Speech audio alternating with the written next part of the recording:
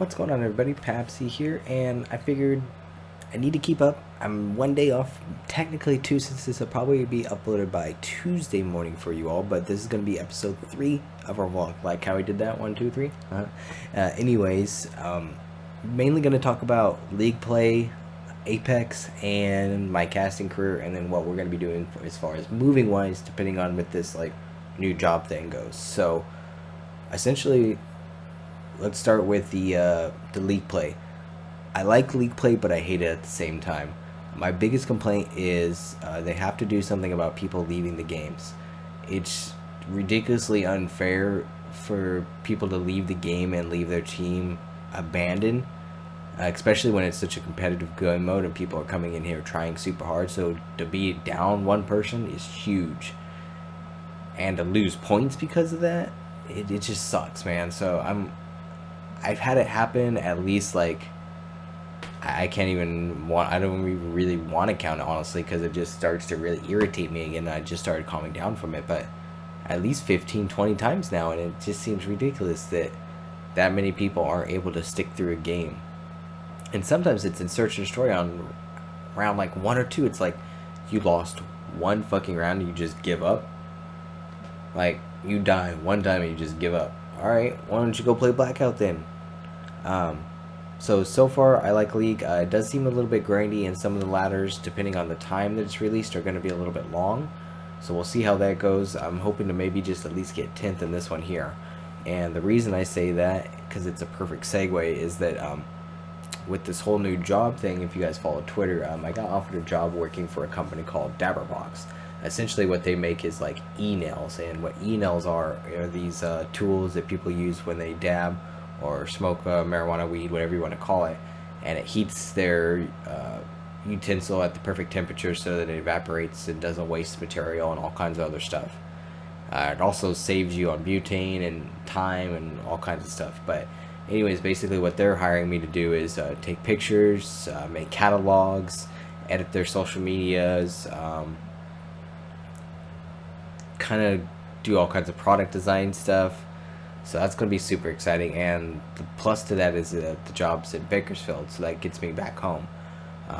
We're kind of just waiting to see how this casting thing goes, because essentially we have until I believe March 5th for the Call of Duty. However, Blackout's been kind of slowing down for the most part, and Apex has got big, so I think they're going to switch over the stream tomorrow to Apex and then continue on, and hopefully I get picked up for another one as well.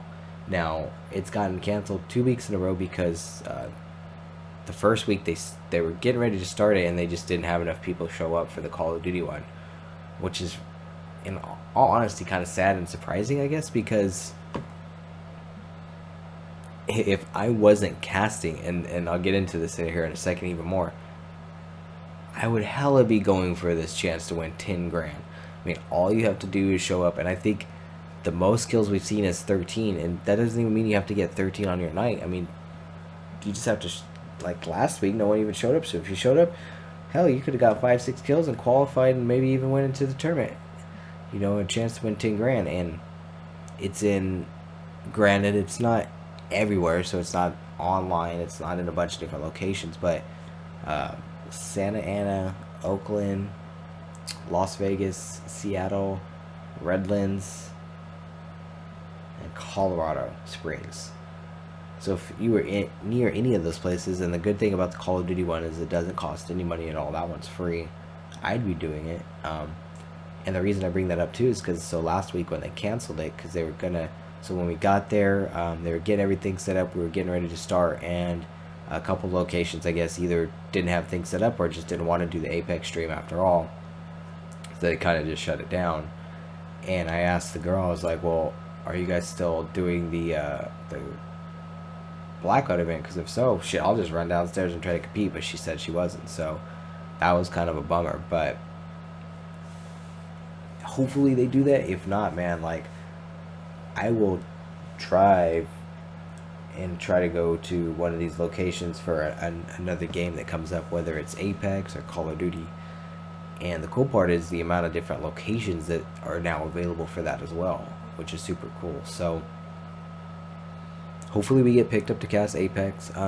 Jumping into Apex, it I try to be very positive, but it it bothers me when there's not a real honest structure or a clear picture of what is considered competitive in Apex right now, or where that future is going.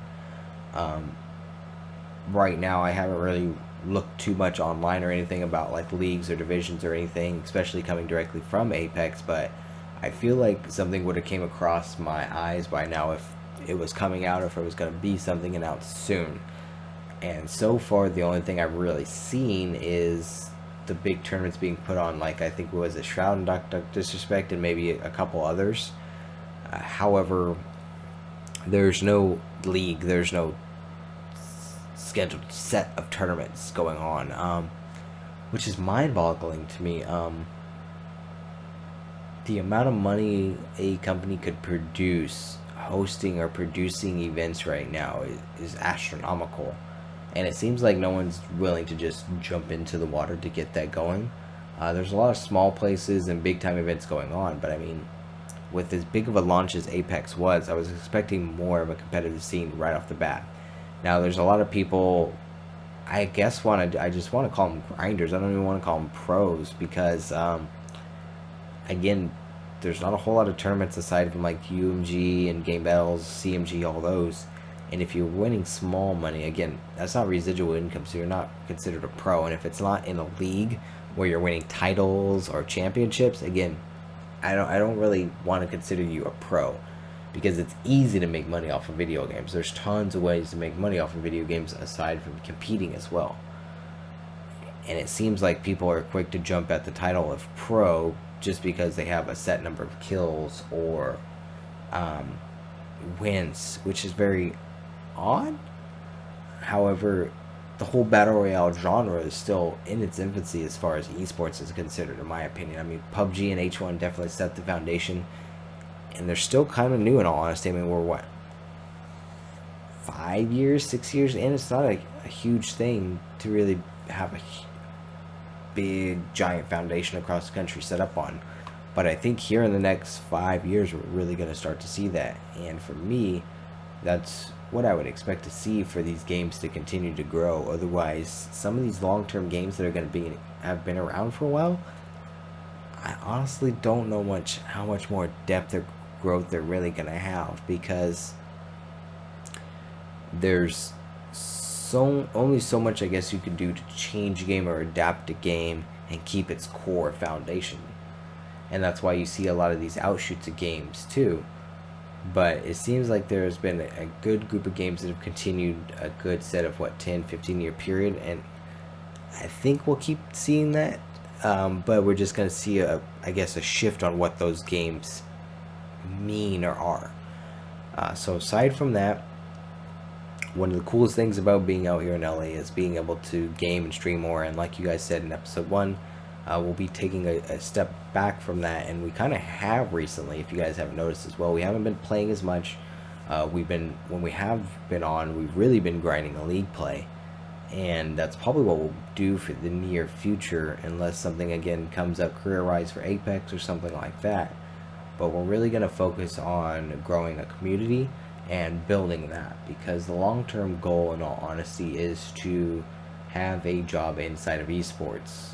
What that is or what that role is, I'm not really too concerned with, because what I tell people is video games are something that I enjoy talking about or being a part of or playing every single day. So if I was going to work and that was what my job was related to something that fills all of those enjoyment factors in my life, then I would never be worried about showing up, or never disappointed or not look forward to going to work. Even if it was a really shitty situation or bad day, I'd still be pretty happy that the fact that I'm able to go, be around video games all day. So we've had a lot of different opportunities in my life, obviously, like with Machinima and YouTube, and then most recently with the casting. So hopefully that continues. I'm continuing to apply at different places, but we're really going to start focusing, like I said, on building a community. And the reason why I want to do that is I have a dream, I have a vision of bringing something back to my hometown, Bakersfield, and building something there where it's connected to a bunch of different ways of hosting events. I don't want to get into too much details and stuff because it could be happening pretty soon or in the near future. However,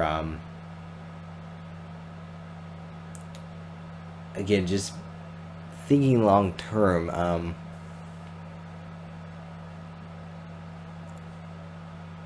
video games aren't going anywhere, and people love playing video games at a competitive level, even at a fun level. So a place to do that or an environment to do that is something that's highly sought after.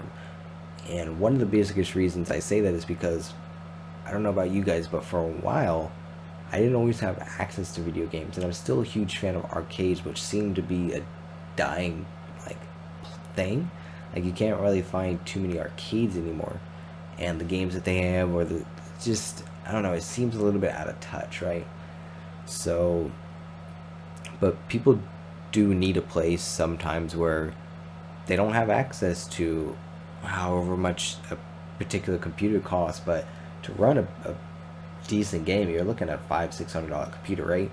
You know, $20-$30 mouse at the bare minimum. If you're just going, again, bare minimum, $20 keyboard, you know, $20-$30 headset. So right there, you're looking at, you know, $600 now. If you're doing this at home, you got to have internet. So what? That's another $50 to $100. So $700, $600 for your setup, and then let's say $50 a month. That's pretty pricey for an average, again, kid to ask his parents or to be able to afford himself. So imagine a much affordable option or easier option for them, and then on top of that, a place where they can compete or feel safe in an environment where they're having fun and playing games. That's going to be super cool. So hope you guys enjoyed episode 3. I've been rambling on for like 12 minutes now, but you'll probably see less streams. So again, be sure to check out the Twitch if you guys on YouTube haven't found me on Twitch yet, and you guys are on Twitch. Make sure to check out these videos. Let me know what you think, any specific topics that you want to hear. I'm actually thinking again of making some commentaries here pretty quick, and I think I'm going to actually talk about some very small points about like competitive and what to look out for, tips and tricks, things like that. So again, I appreciate all of your guys' support. It's been a wonderful past like 4 or 5 months. We've grown so much, and again, the opportunities just keep coming at us, which is great. So I appreciate all the support, guys. Hope you guys have a great rest of your week, and hope you look forward to more videos soon. But again, I'm Papc, and I'm out of here.